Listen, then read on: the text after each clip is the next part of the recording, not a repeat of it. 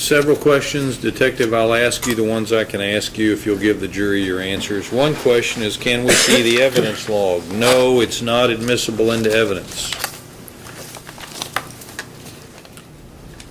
Were there fingerprints on the gun or gun case? If so, whose? I can't answer the questions as far as the fingerprints would go.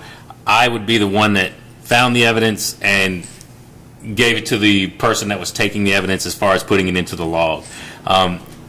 Anything past that as far as what tests were done on the gun or the case or anything of that nature would have been done by the lead detective, which was not me. So I would have not have been the one that have done any of those tests. There's a question about pictures of the house. You'll hear evidence and receive additional photographs through other witnesses. What happened to the jewelry box? Why wasn't it logged? Again, that wouldn't be anything that had to do with me as far as finding it. That would be up to the lead detective. And I can't guarantee you that those things were not logged.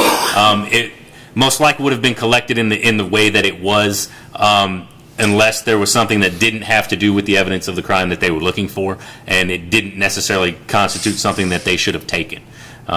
So I can't answer for the lead detective. I don't know that. I apologize.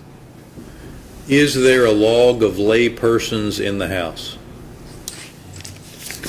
On that evidence log, there should be persons. I'm sorry, are you talking about police officers or are you talking lay people? I don't know that either. Again, that's not. It's not something I would have completed, not being the lead detective. The lead detective may have information on who else was in the residence. I do not know. How long did the search take? And again, that's without looking on the evidence log. I couldn't tell you. I believe that around 21:30, somewhere around 21:40 is when it started, being 9:40 or 9:30 in the evening. And I didn't look on the log. I didn't see the log long enough to look at when it actually ended and when it would have been closed out, which would have been the time as we were leaving the residence. Did Detective Stewart log the gun case at the time he found it?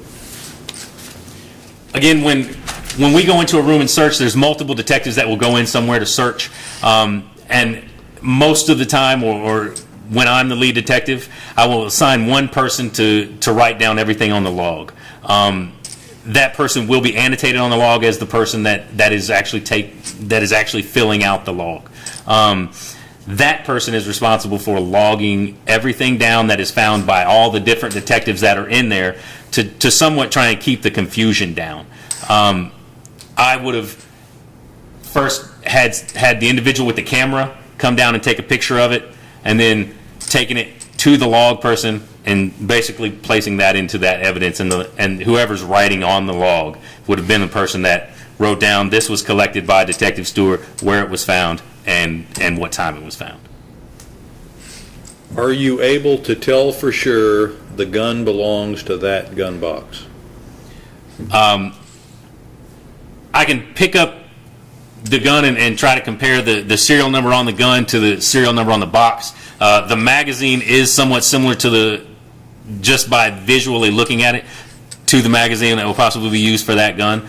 And like I said, I will ask you to inspect the weapon and the box and see if you can determine that they match. Yes, sir. I'm going to come right here if that's okay. Okay. I think it's chambered open. It's already been cleared. Yes, sir. The weapon is clear, by the way. This is a Smith & Wesson.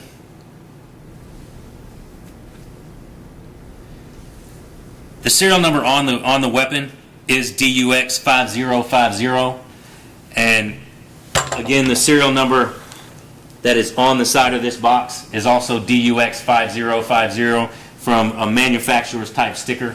So it would lead me to believe that yes, this weapon was purchased and came in this box. Detective Stewart, thank you very much. You're free to go. Yes, sir. Thank you. Can I have the attorneys up here just a minute, please?